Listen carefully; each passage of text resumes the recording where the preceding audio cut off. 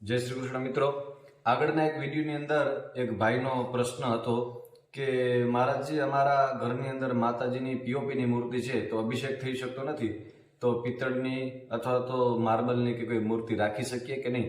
તો શાસ્ત્રોમાં ઘરની અંદર મૂર્તિ રાખવા માટેથી અને મત્સ્ય પુરાણની અંદર એક શ્લોક છે, સૌવર્ણી રાજતી વાપી તામ્રી રત્નમયી તથા શૈલી દારૂમયી વાપી લોહ સંગમયી તથા.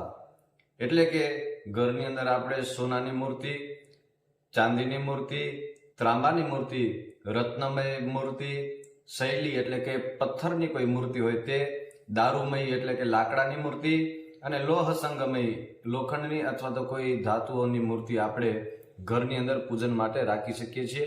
આવી મૂર્તિ રાખીએ તો આપણે એનો પૂજન, અભિષેક આદિ બધું કાર્ય કરી શકીએ છીએ.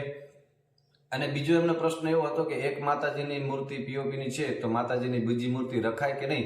તો એ જે વિડીયો છે કે કયા દેવની કેટલી મૂર્તિ ઘરની અંદર રાખી શકાય, એના માટે આગળ પણ એક વિડીયો આવશે. આપ અમારી સાથે બન્યા રહો.